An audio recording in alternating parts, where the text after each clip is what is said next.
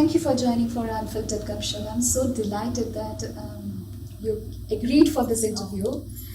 Please, how did you know about Unfiltered Cup Show?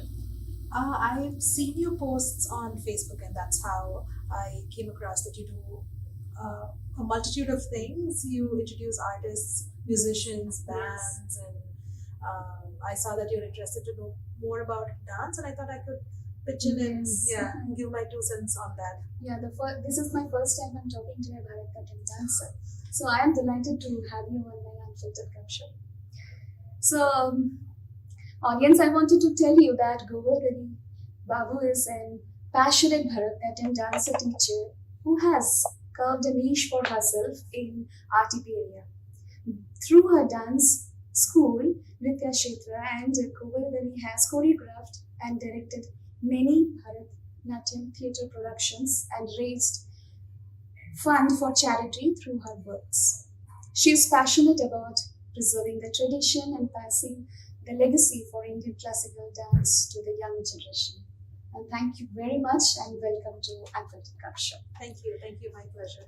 So, I had to know that what is the influence of the modern elements in the Bharatanatyam dances? Yeah, so as you know, it's a very, very traditional art form. It was originated in the temples of South India several thousands of years ago, and it has gone through a lot of changes and reforms to the point where it is now a performing art form. Right? Earlier, it was just performed by Devadasis, who were the dancing women of the temples, and it was only confined to the temples of South India. But now we see it as a performing art form being done on stages. Right?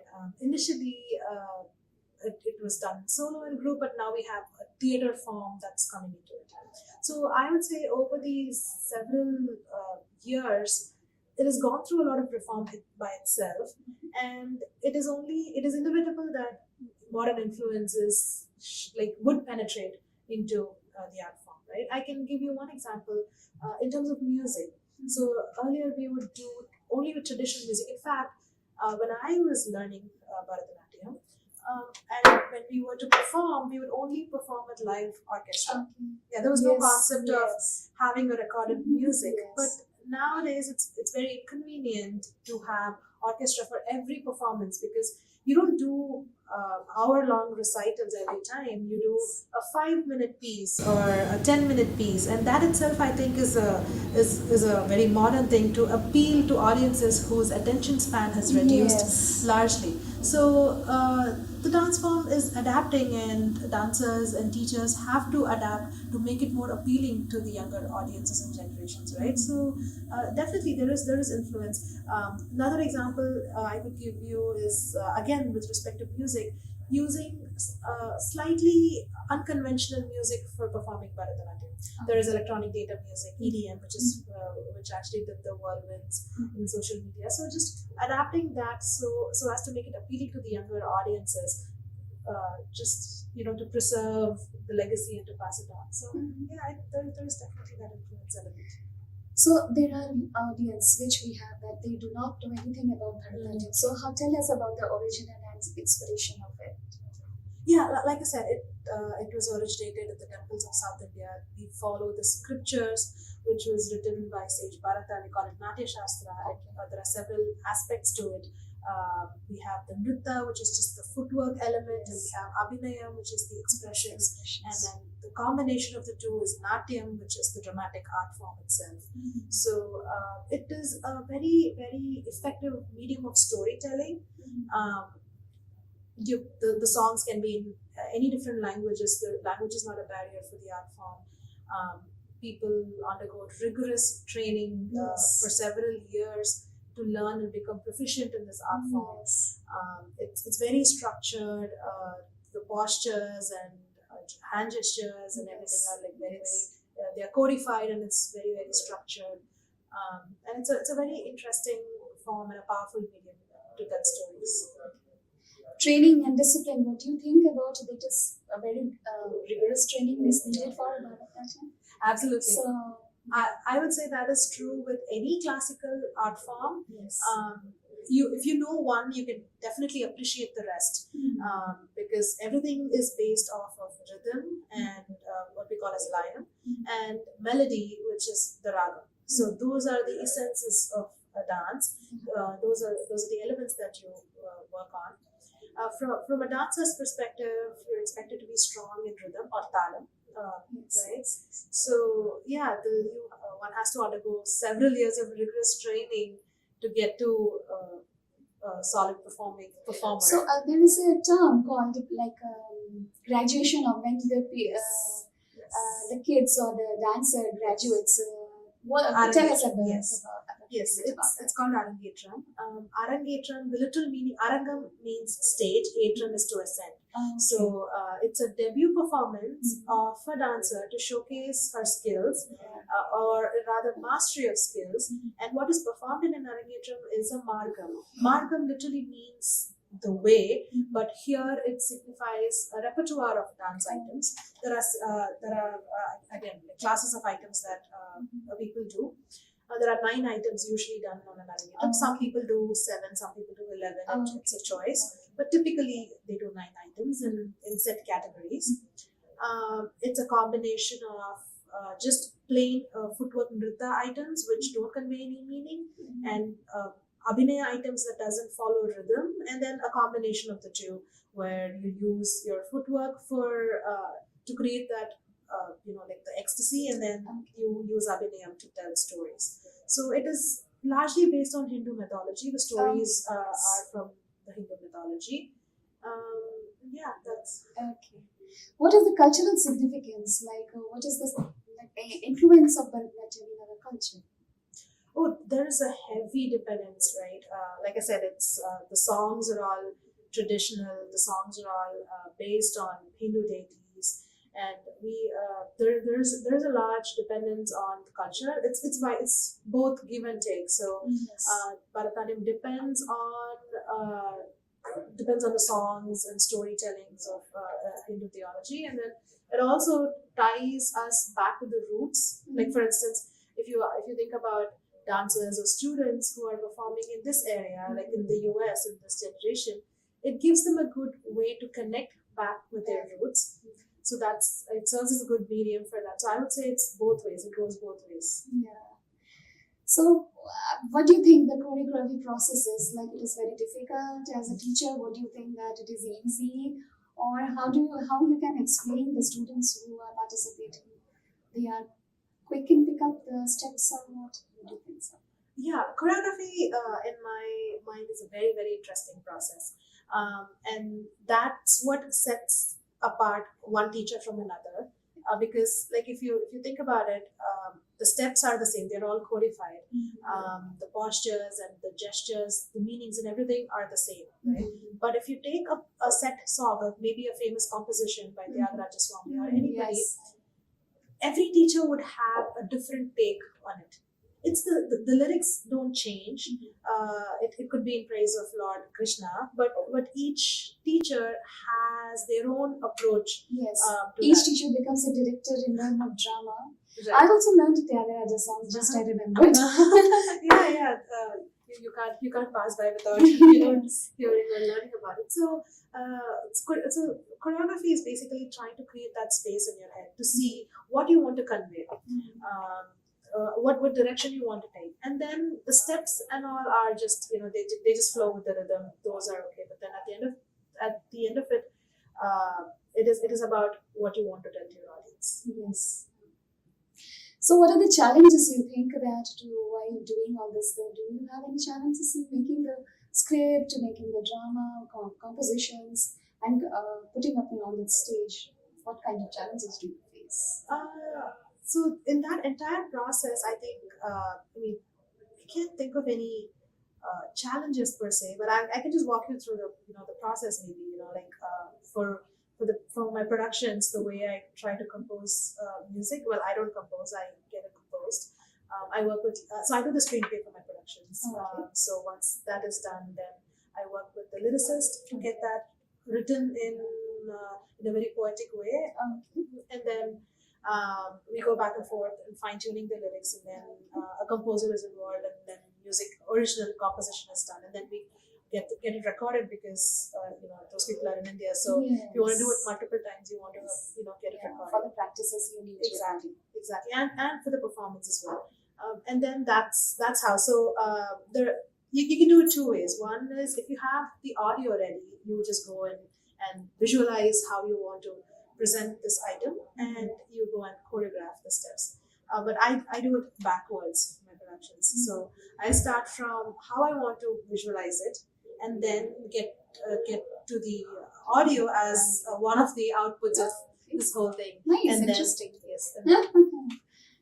So, what do you think the audience engagement? How this dance form, can engage the audience? Yeah, Bharatanatyam has a very very niche audience, right? Not Everybody cannot understand. Yes. That I agree. Well, I beg to differ. Everybody can understand if they just put a little bit of effort, right? I think people just think that this is alien to me. I don't know what this is, so I may not understand. But then you just have to give that benefit and then go attend the show so you can understand things better. In this country, what I've done repeatedly is to make sure like you can never over communicate, as they say. So I try to have all these voiceovers in between my scenes so that people know what it is, and then when we do it in the act, they are able to appreciate things more. Yes. And like you are explaining before the act is happening, and so that everybody can connect. Yes, and these days even famous dancers, even in India, during the Sabha recitals, Margari Mahotsav, Nrityakshetra Sabha, Mylapore Fine Arts, all those places, what the dancers do is they themselves come and talk and explain about the act, especially if it's an Abhinaya item where they're trying to tell a lot to the audience. They would come and talk to the audience, and then when they do it, everybody is able to immediately connect with the act and appreciate it more. Definitely. And what do you think the role of the music and costume in this? Like, do we really have to wear the traditional costume? It's a choice, right? I don't know what things are going to be in the future, but I'm really glad that we are still carrying forward those costumes. Even if you wear one, you would really fall in love with them. Those are beautiful. I have seen it is so much silk costumes. So I would say I would just use any excuse to wear a Bharatanatyam costume, if you know what I mean. Yes, I So yeah, so I think it fulfills the act on stage. Without the appropriate costume or jewelry, to me it just feels very incomplete. Okay. I think it just completes it all. So what do you think advices for the aspiring dancers? I would say have patience. There is a lot that this dance form has to offer. So have patience and learn it with utmost sincerity and commitment, and you will definitely appreciate it. It disciplines you in ways that you cannot imagine. In ways that you. And any kind of traditional arts makes us very disciplined. Like the practice be the way we practice any kind of arts, any like music or the dance or even karate, even those are all traditional things only. And at what age should the kids start learning Bharatanatyam? Ideally, I would say no less than 5 years. So the only reason I would say is because you need those strength in your legs to endure an hour-long class and to be able to stomp your feet. They are so tiny. They're so tiny. Yeah. I say at least 5, right? So and then so that is definitely recommended. Little older kids are able to pick up sooner, and some people believe that if you start at a very young age, it's just there, with you. So but anything less than that, it's like babysitting. Okay. What is the future of this art, especially in this country? There is a lot of appreciation for art in this country, especially for classical art forms, and there are so many venues, American Dance Festival, New York Festival, and there are so many festivals where Indian classical dance is featured these days. And I see a lot of confluences with modern dance that like people are trying to learn both and present both. So those are all very very good and welcoming signs to preserve and continue the legacy of the art form.